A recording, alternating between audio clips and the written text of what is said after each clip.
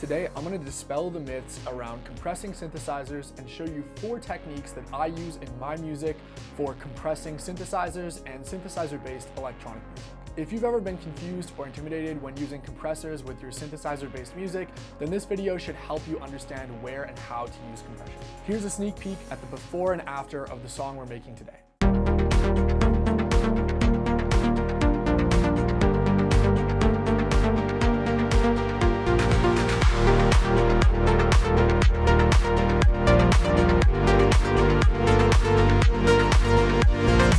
I'm going to use the brand new Polyend Press stereo analog compressor pedal because frankly this pedal is amazing and fills a gap in the market that hasn't really been done before. But these techniques will work with whatever compressor you have, including your stock DAW compressors, so make sure to follow along the whole video. A quick disclaimer, Polyend did send me this pedal free of charge, but they didn't pay me to make this video or even ask me to make this video. This is just a tutorial that I've been wanting to make for a while, so the timing seemed perfect.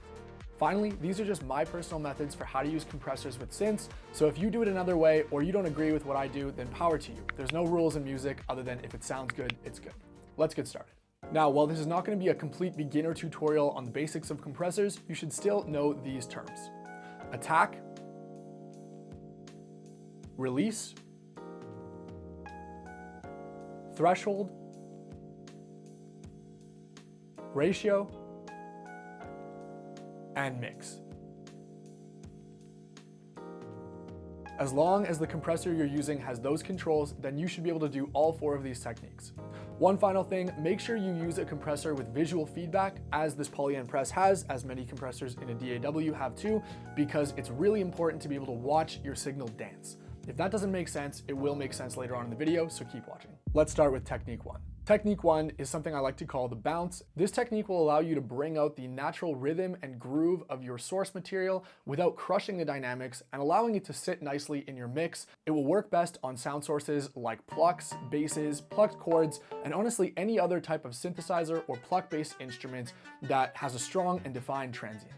So here's with no compression. Let's mute the chords underneath and focus on the pluck.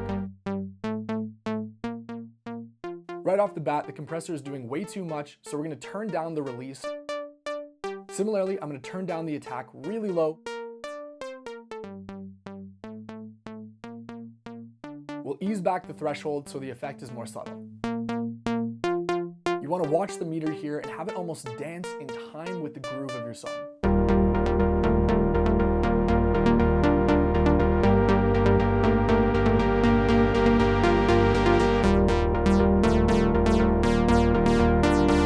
So as you can tell, that style of compression emphasized the natural groove of the part and made it bounce and work better in the context of the mix. You might have noticed that the part was completely dry with no reverb or delay.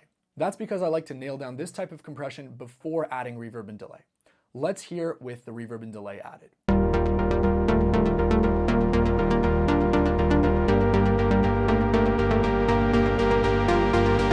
Beautiful. Sometimes, as a bonus, I like to pass through the compressor again gently after adding reverb and delay to glue it together one final time. You'll notice that we're not doing too much gain reduction here. That's because this is a process called serial compression, where we're not doing too much gain reduction each time, but we're using multiple compressors to achieve a transparent result.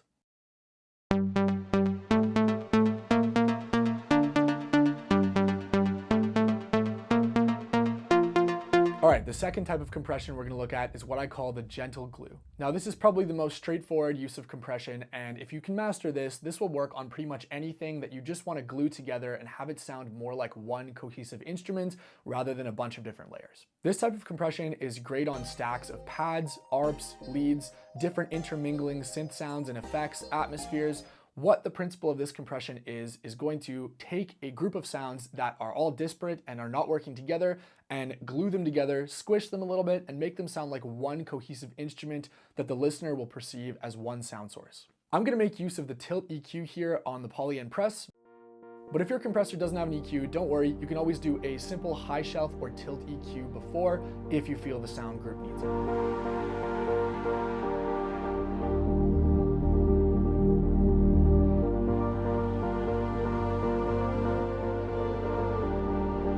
Here we're actually going to have high attack and high release.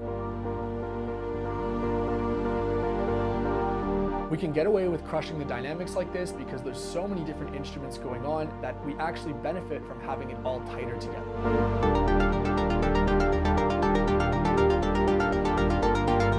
Notice how once this arp comes in, it sounds really natural by just pushing some of the other elements further back in the mix.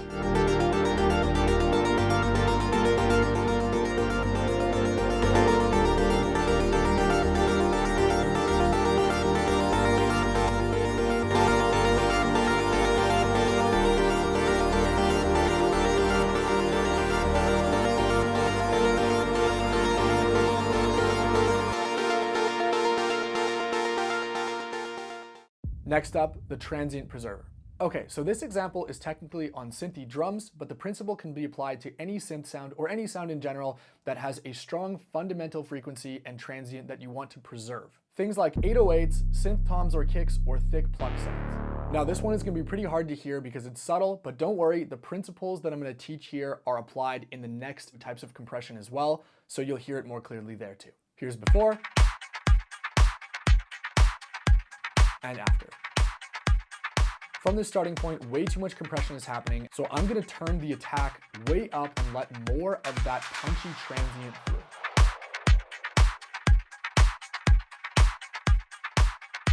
Again, we're going to keep the release short because I believe in having the compressor leave as soon as it does its job. This will also help us get that meter dancing in time with the groove of our song.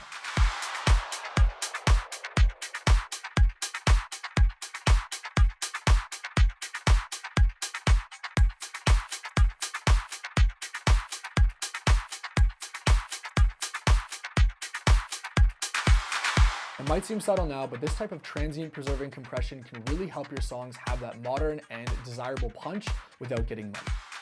I like to do this kind of compression on almost every element that has a punch that I want to emphasize. Before we go any further, I want to talk about sidechain compression because the Polyend Press can actually do sidechain compression using its external input, which is really, really cool and not something I've seen before. However, I'm not going to show that today because, being honest, I never use actual compression for sidechain compression. Instead, I prefer to do my sidechain compression using volume automation. Here's before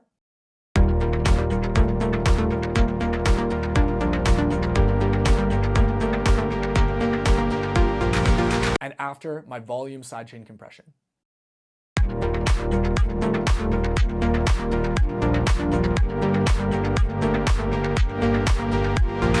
If you want to learn more about volume sidechaining and sidechaining synths, let me know and I might make a video.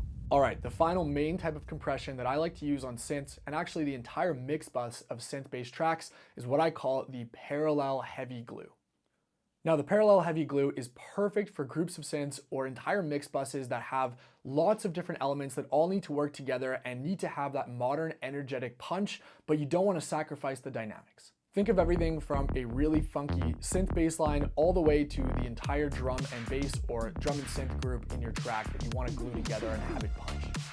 I'm going to start by creating a completely over-compressed sound that, while has no dynamics, has lots of energy. I haven't talked too much about ratio yet because it's fairly sound specific, but for mix bus compression, I like to use a high ratio.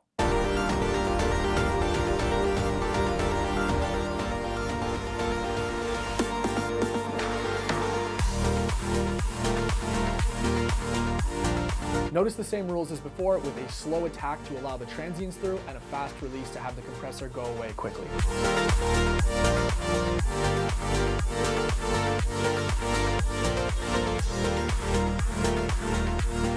Then the magic is when we take this overcompressed sound and dial back the mix.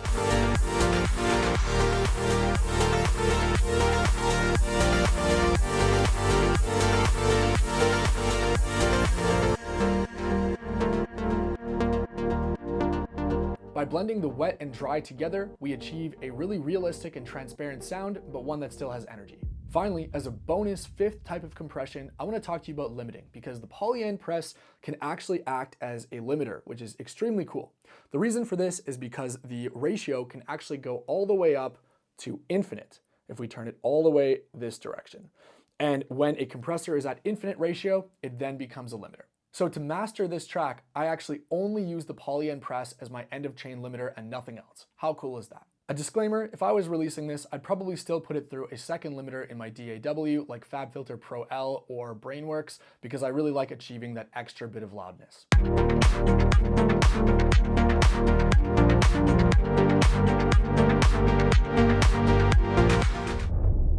All right, well now that our song is ready to go, let's hear how the final product sounds.